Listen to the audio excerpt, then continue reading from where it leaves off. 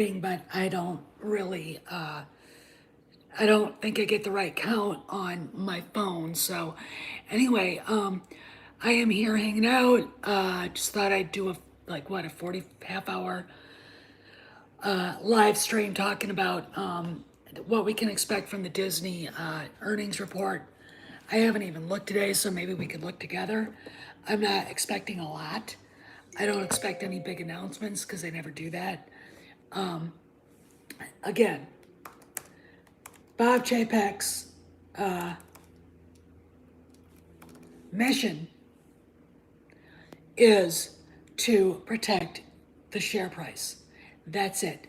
That's what he has to do. And to earn money for the shareholders, which means you and me got to be happy. Okay. I don't expect him to be really honest about the woes going on as far as what's happening at Disney. What's happening at Disney. I really, really don't. We won't hear anything about Scarlett Johansson unless somebody asks. We won't hear anything about Kathleen Kennedy again unless somebody asks. We won't hear anything about Indy 5. We all know that they're on a break. Been on a break now for a week. I expect one more week. And a friend of mine, one of the subscribers here, Morning Jeremy, sent me an Italian newspaper article, which was translated from the Italian. So it's a really bad translation. I could barely understand it. Hey, Troy. I agree with you 100%. And basically, they said they're going to be filming in Sicily in October. So, what I thought they were going to be done filming, there was going to be a wrap on principal photography at the end of September. They're not going to stop until October. They might be filming into November as far as Harrison Ford goes.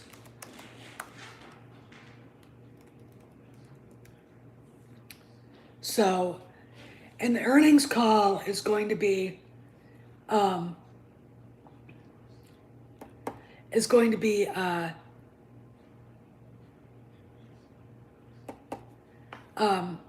tomorrow at 4:30, and I do have a link given to me by Culture Casino.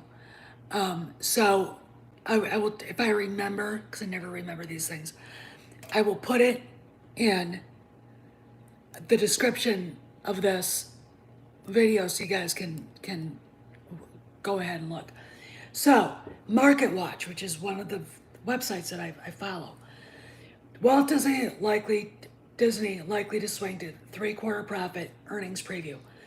Walt Disney Company is scheduled to report results for its fiscal third quarter after the market closes Thursday. Here's what you need to know. Earnings forecast. Analysts on average expect a profit of 36 cents a share compared to the loss of $2.61 a share as reported a year ago per a FactSet poll. On an adjusted basis, analysts targeted profit of 55 cents a share compared to the adjusted profit of 8 cents a share in the same quarter of last year. Revenue forecasts. Analysts expect $16.76 billion per FactSet compared with the $11.78 billion the company reported last year. Investor call and then what to watch. This is a video, we're not going to watch it.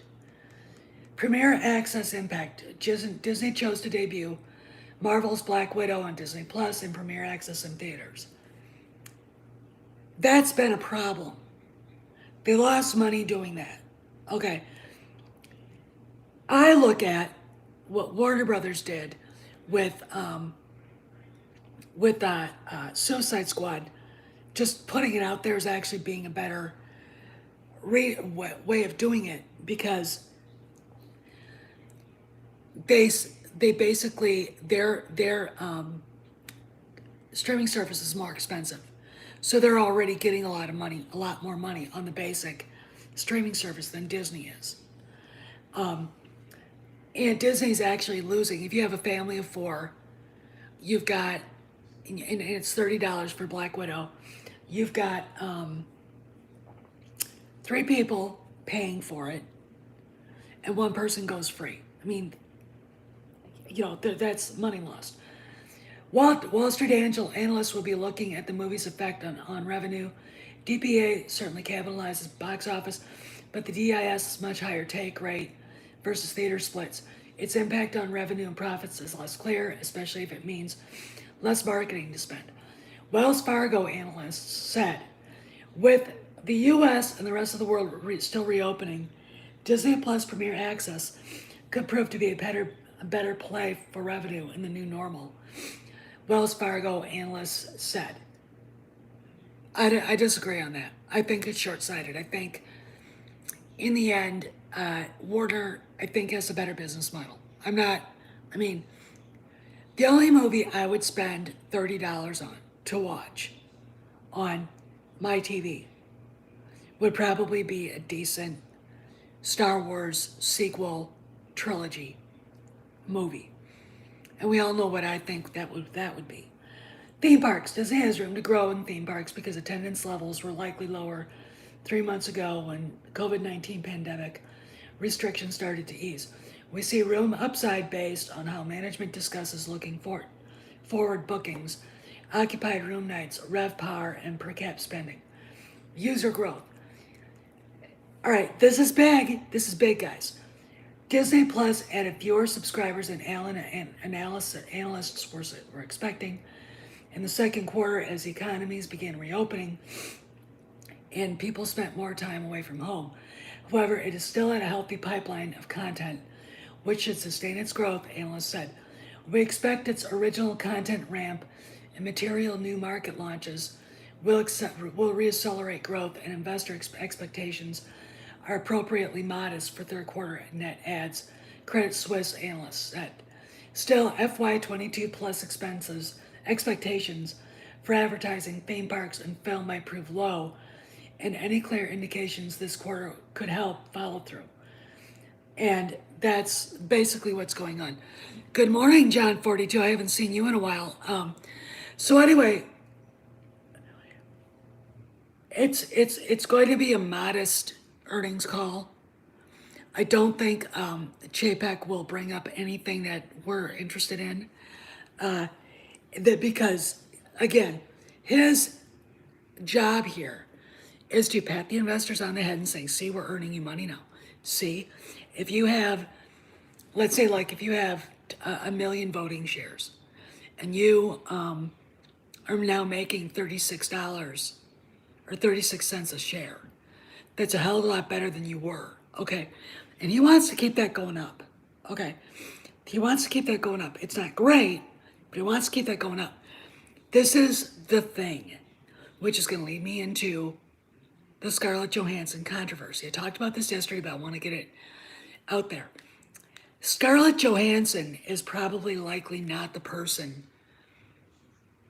who really wanted to sue Disney. I mean, she might have been, but this has all the stink of somebody inside Disney, Kevin Feige, who I think is the real bad guy here. I really, really do. Kevin Feige trying to pull off a coup and a revolution to oust Chapek, because he's terrified that at the end of the day, if he doesn't perform, that he's going to be ousted, and that he's also getting a lot of things that he was allowed to do. They were basically him, the head of Pixar, and Kennedy were basically independent of Disney. So a lot of the garbage that we got, Disney let it happen because they allowed these megalomaniacs at these studios to do what they wanted to. They were macromanaging in a way that they never should have been. But Chapek has now changed it where it is a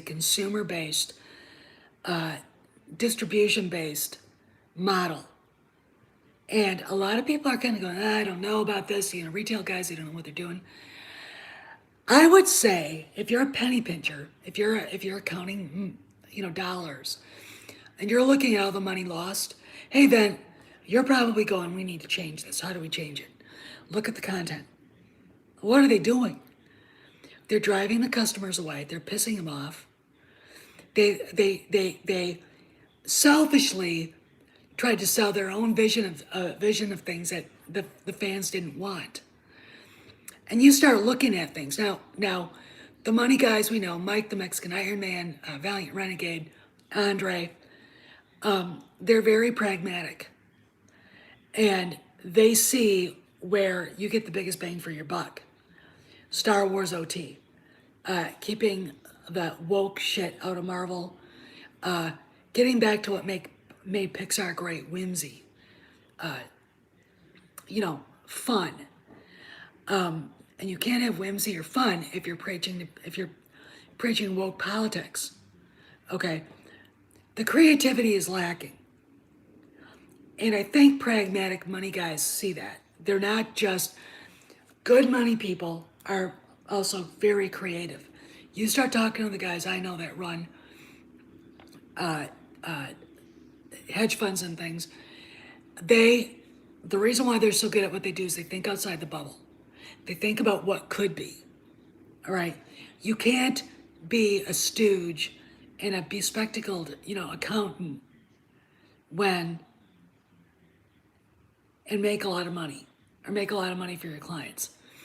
You got to be creative. You've got to think outside the box. You got to think, where's this all going? What is this going to do? How does what this company is creating, how does that affect the bottom line? And how does it affect my client's portfolio, our portfolio? So they got to be creative. They got to think of content. This doesn't mean that Bob Chapek doesn't understand content. He understands what content sells, and he understands what content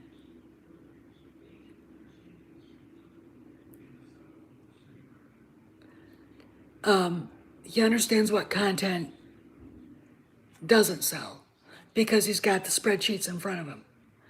It's, you know, you'd have to be a dunderhead not to be able to read a spreadsheet. We see anecdotal evidence every day among stores in our own neighborhoods of merchandise not selling. Marvel sells, Star Wars doesn't. Why? And Marvel will stop selling if they keep going the Wokistanian way. Okay. Here's the thing.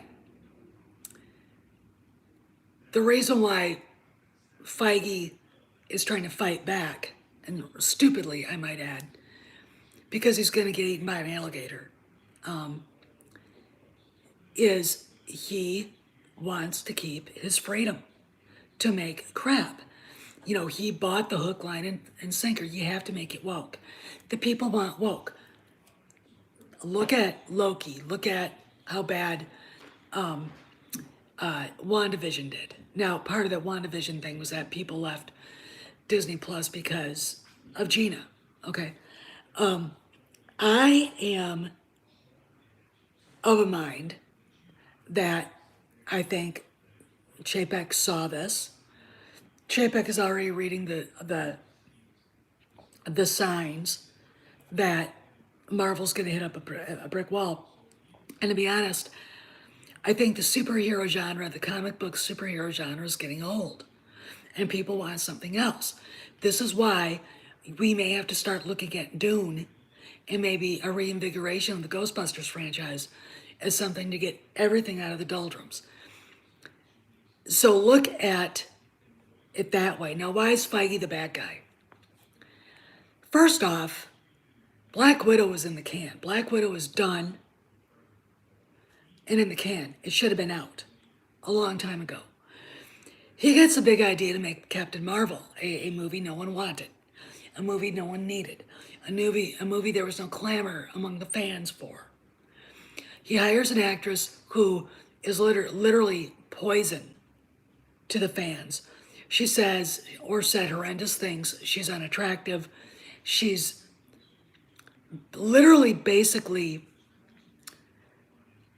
everything that Marvel isn't. You know what I'm saying? Everything that the brand isn't. And she is just was wrong for the part. They, Iger, on Kevin Feige's behalf, gives them a budget. They rush to film this thing to get it out for Brie. Why? Why? Well, and they found out the hard way because they had to hide bad box office. They had to lie to make it look like it made $1 billion. That is on Bob Iger.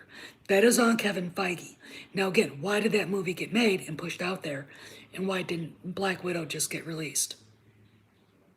I know why. Brie Larson and Kevin Feige, think about it. Think about it. And it's happened in Hollywood since Louise Brooks. Hey, Mexican Iron Man. I saw your show today and it was great with Loki. This has been happening since Louise Brooks danced on tables in the 1920s in the early movies in the silent era. Yeah, they were bang buddies. I mean, and that's why Captain Marvel A got made and B got released, and that's why they had to hide all the evidence that the movie didn't make any money. This is why Disney's in trouble. It has nothing to do with Bob Chapek. Bob Chapek is opening up the box to say, here, see? And he's trying to hide a lot of this. Hola, JS. He's trying to hide a lot of this because what Iger did is going to kill a lot of the goodwill that Disney has. And Chapek is trying to get in front of it and fix it before it becomes public, I think. I always look at people, and I look at the guy, oh God, what is his name? The guy at Discovery who's going to end up running Warner Brothers. Chapek and that guy are going to end up saving Hollywood. All right. A lot of people are bitching that the studios are going to start taking more power. Well, back in the golden era, we had movie stars. We had great movies. We had content we enjoyed. You would not have gotten The Searchers by John Ford, the greatest director of all time. Nowadays, A, it was really politically incorrect. It would be now. B, there would be no will to make a Western like that. They wouldn't understand it. Now maybe, with the studio saying, okay, we gotta slow this roll, the SJW shit will be sent packing. That's what I predict. That's what Kamran has predicted. And you can see it. People, it's not just Americans who don't like it. It's everybody who doesn't like it. It's people from Australia and New Zealand and, Japan. Japanese hate woke shit. The article I read yesterday about writing and why men don't read books. Hey, Planet Musk, and talking about how women in Japan can write manga for both men and women, and the fact that they hate this SJW shit, it doesn't fit with their mindset, and it shouldn't fit with anybody's mindset. The quicker it's gone, the better it is for everybody. But we have a group within the latest two generations, millennials and Zoomers. Not every Zoomer. I know one, but the rest of the Zoomers I know are like, fuck this shit. They hate it. They hate it. They are going to have to be weaned off of this. Oh, thanks, Mike. I'm blushing. They're going to have to be weaned off of this. And the best way to do it is give them content that is good, that makes them think objectively and makes them see the world as it is. The one thing about stuff that we got from Lucas and Spielberg, first off, it was fantasy, but it was also so much, hey, Culture Casino. Oh, I don't think I am. I really, really don't. I don't, after listening to Cameron yesterday on Midnight's Edge and hearing Andre's take, I think that he's beaten down Kennedy. I mean, that article they brought up, no mention of Kennedy. None. No mention of Lucasfilm. That shit's over. That shit's done. It is gone. Done. He's taken on the Gorgon and is holding your head up like that. The next thing is taming Feige. And he has to do this. And the reason why he has to do this is because it's people like Feige, it's people like Kennedy, it's people like, Iger, who needs to get the hell out of there. I mean, if he went today, I'd be happy. He's got to do this, and it's going to be ham-fisted to us. But what I surmise what happened with Kennedy is she's not that smart, and she's not that good of a politician. She had a lot of goodwill, but I'm going to tell you when that started to change is the moment Steven Spielberg walked away from the director's chair on Indy 5. And I got a theory about that. Just a second. I'll be right back.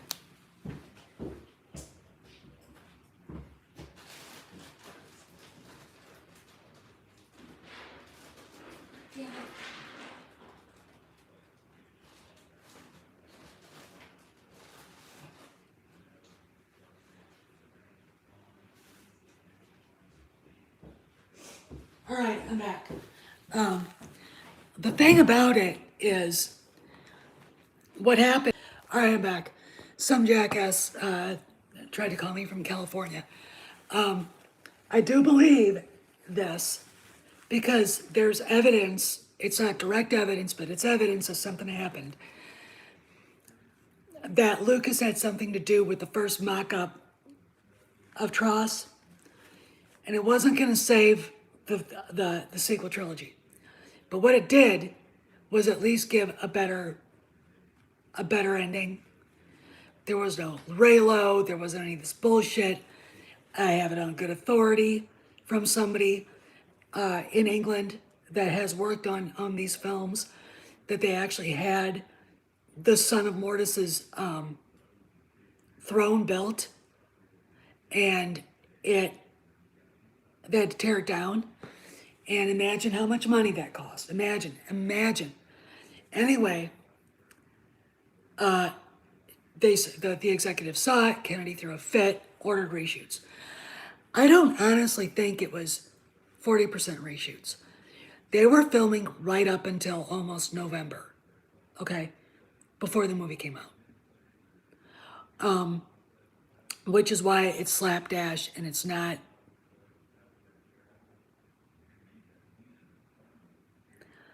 It's slapdash and it's not.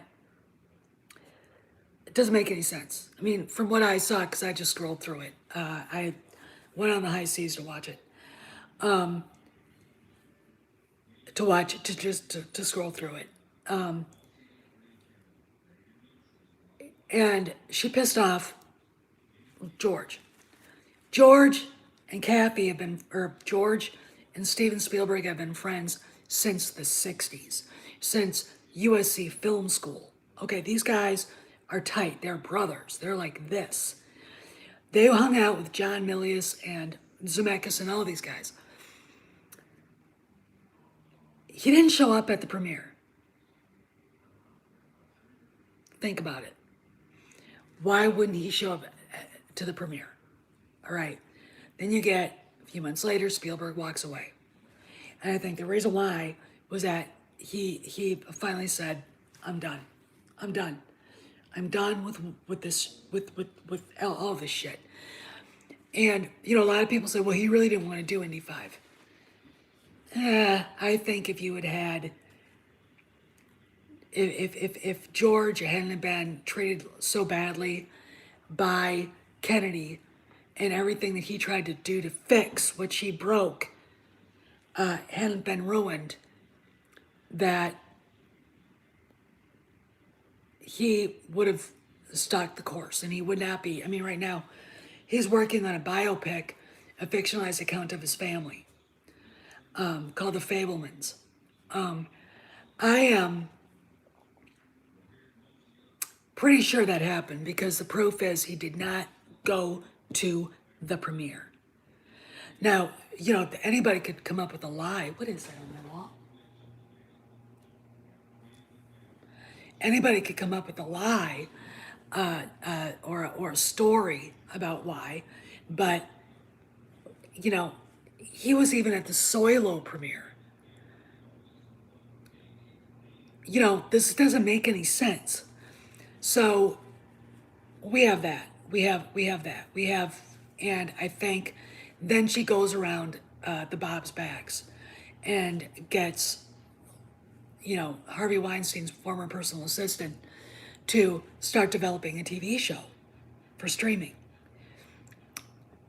That's another thing. Before that, we know that Iger had announced there's a moratorium and a hiatus on making feature films for Star Wars.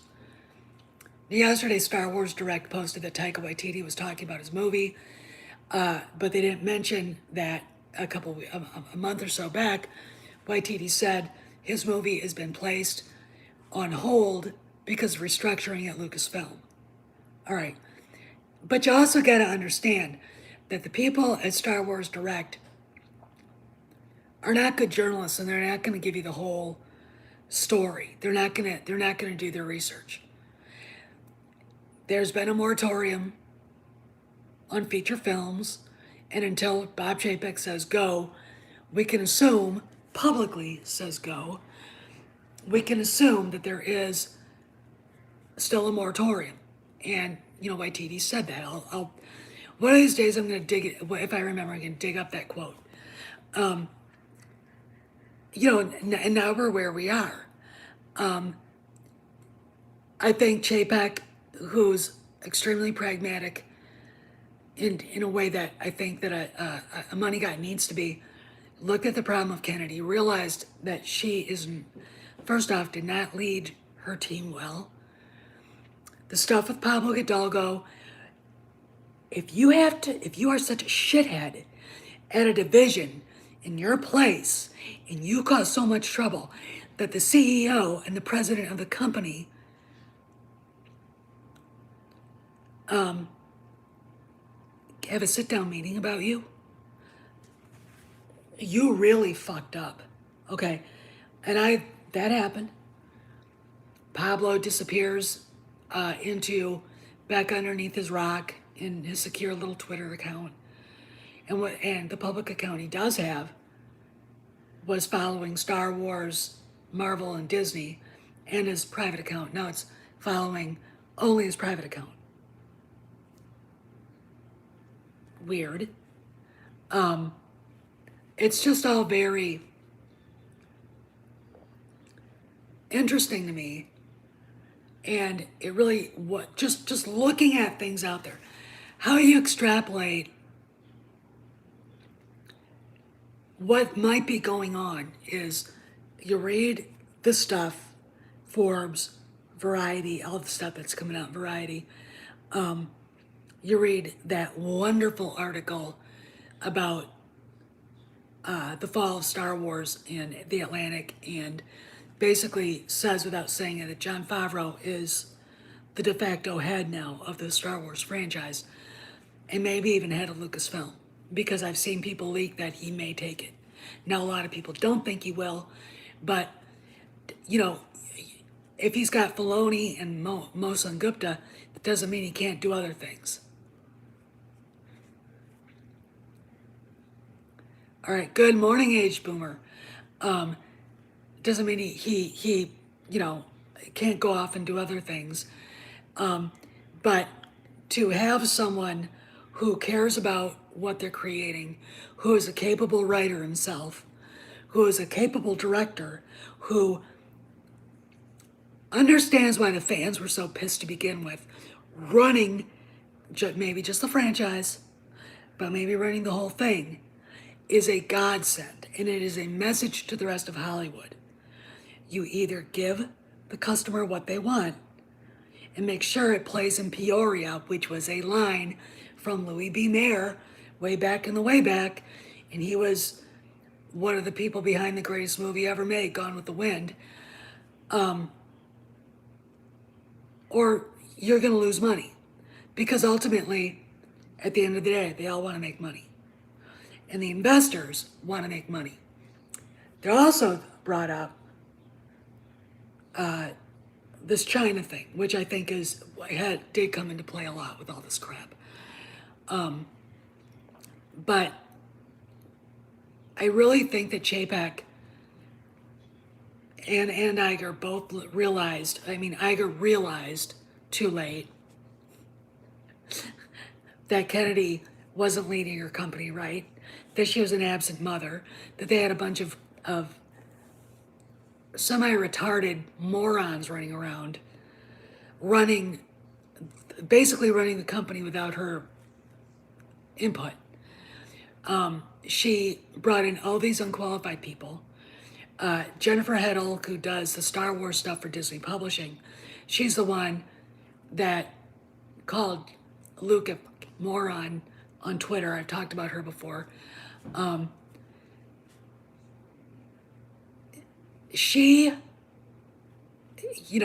These people were allowed to run loose, hire people like Claudia Gray, Justina Ireland, Daniel Jose Older, Chuck Wendig, and really, it hurt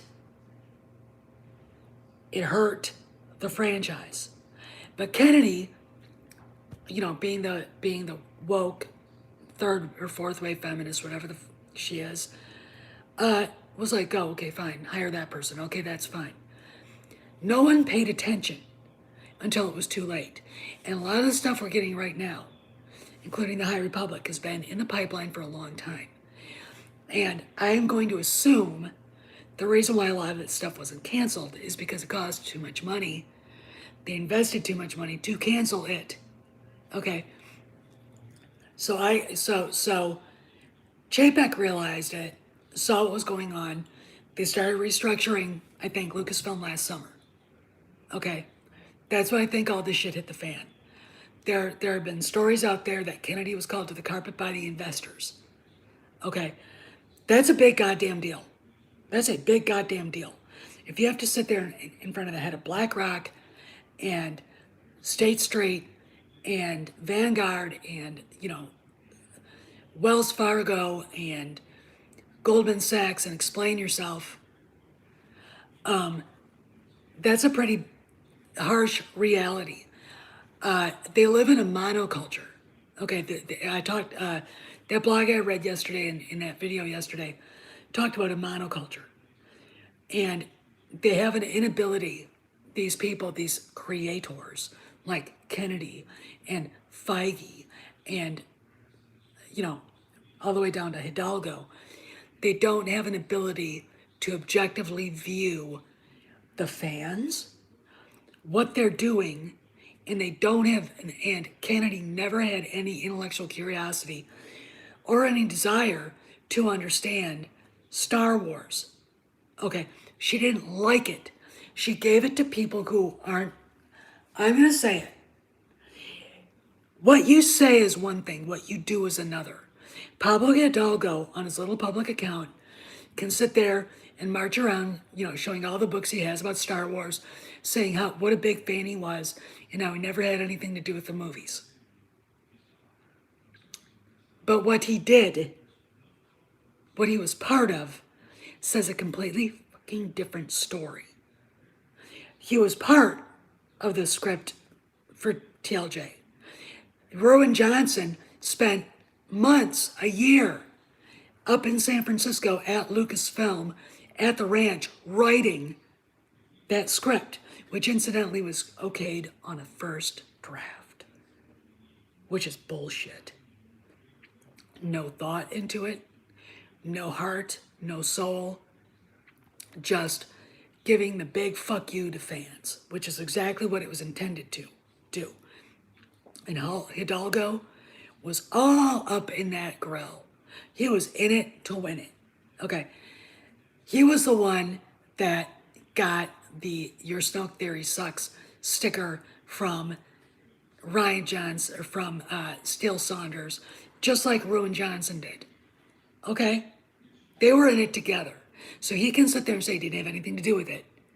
But Ruin Johnson was in San Francisco talking to him about it. They were sitting down together about it. They had meetings about it probably every day. They were on the phone if they didn't see each other. So bullshit. Trollis, he wasn't involved in. TFA, JJ probably asked him a few questions. All right, but TLJ was the one he was involved in. Okay? He was the one that he was involved in. I mean, he's the dipshit that says he likes Ben Swallow, the best character. And then Anakin Solo, and then Jaina. And I'm like going, well, where's Jason? No Jason. None. And, but that's who he is. And again, what he does, attacking the fans, attacking Star Wars theory, calling people man babies, raging at people on Twitter, getting into arguments with 18-year-old friends of mine on Twitter about what's been going on in TFA, and hoping that they would fix it, and they didn't intend to. They never intended to fix it. They intended to make it worse.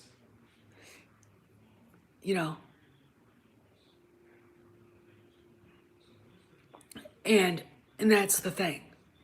Okay. He is not a fan. He never has been a fan. If you're a fan, if you love something like we do, you don't turn it to trash. You don't say, well, it's time for the old to go away, so we'll kill them off. We'll turn them into has-been losers. Deadbeat drunk dad, coward loser, and Leia Poppins. And that'll be that. Okay? You don't do that. If you love it, you respect what was there before, and you want to build on that. If you love it. You don't fucking destroy it. And I don't give a flying fuck what anybody says. Okay? I don't. This is me up to here with this shit. I don't care if your kids like it. They would have liked it if it would have been normal. Okay? They're not the ones that spend the money either. A 12-year-old boy who doesn't like Kylo Ren, because I don't know any who do, none of us do, 12-year-old boy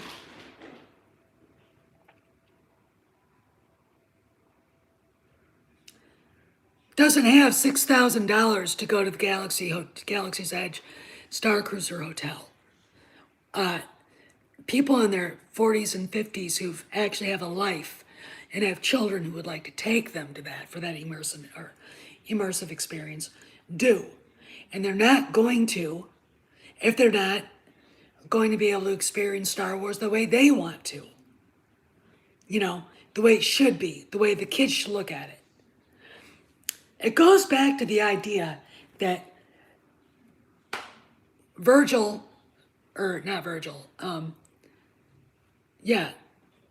Homer could talk about Troy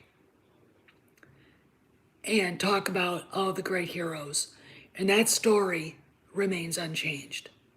Now, there have been bad adaptions. The movie Troy was just, but I know a little bit about classical Greek history and that, and I expected better. I expected way better. Those stories haven't changed. The Aeneid hasn't changed. You can't change Hamlet. Okay, even Baz Luhrmann's, I think it was Baz Luhrmann, who did Romeo and Juliet, didn't change the story, just changed like the setting, and thought he was bringing it up to date, and I thought it was stupid. They don't change. All right, why Why would you do that to Star Wars, which incidentally is America's, is Western, is modern Western culture's mythology. It's supposed to be timeless, right? Instead, you make three forgettable movies that basically didn't split the fandom. The fandom, when you look at how far the box office fell, 85% of the fans hated this shit, and the rest of them don't want to spend the money. They say they like it, but they don't spend the money. So why are you catering to them? You understand? Is it arrogance? Is it I can do this better than George because I'm a whammon? I don't know. Maybe it's trying to make a point. See, we are dealing with people, and I think Chapek knows it, and I think Iger finally realized it, that think they have a right to change history, to change people's perspective on things, because they want to change culture, they want to change society.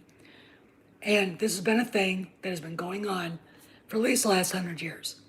Stalin knew that moving pictures could make a difference in how people view the world. That guy from Germany did. That guy, Mao did. Okay, Castro did. Okay, it's called propaganda. All right, some of the greatest, I mean, the most well-made films of the early, of the early era, Battleship Potemkin, Triumph of the Will, are propaganda movies, pure and simple. They're propaganda. But they reached in and grabbed people and made them think something they think is true that isn't true. And that is what these people want to do. But they don't know how to do it. You have to be able to, as those of us who are Generation X, we can see through bullshit because we were raised to think objectively. We were taught to think objectively, think for yourself. And we can see through it, which is why we're pissed off about this.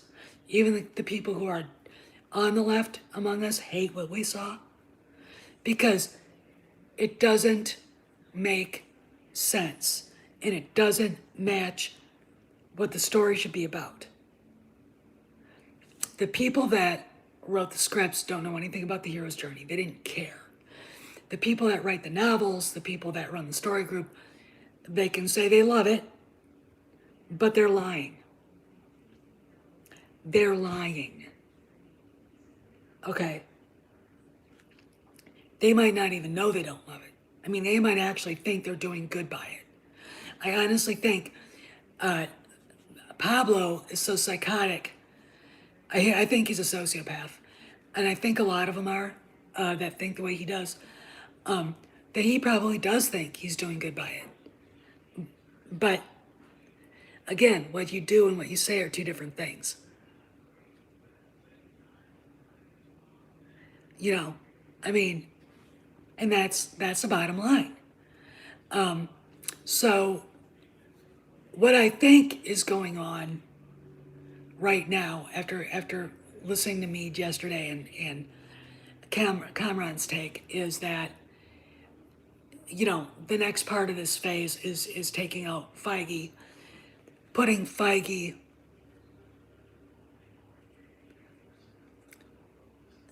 in a corner. I mean, maybe that's all Kennedy is doing. Maybe her contract will get extended another year. And that might actually be it. In fact, I have two predictions, and it's in either or. Either she retires and her contract isn't extended, or it's only extended for a year until Indiana Jones 5 comes out. Make sense? And that's her swan song. But she can't run Star Wars. She can't touch anything but Indy. And to be honest, I really think Hollywood's like, okay, fine with this. I really, really do.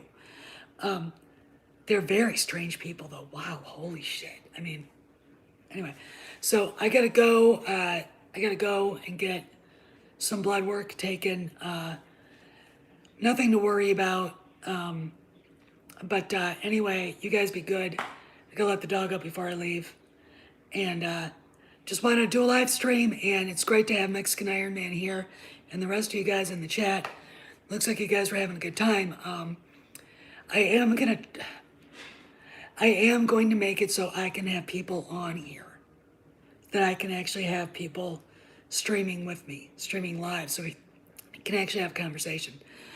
And where I'm looking to do it. Love you back, buddy. So you guys be good and wish me luck at the doctors. I'm a hard stick. And I really want this saga to be over. She's driving me crazy. My doctor's driving me crazy. Anyway, talk to you later. See you around the galaxy. Behave yourselves. And maybe if something big gets announced today, I'll be back online. Talk to you later.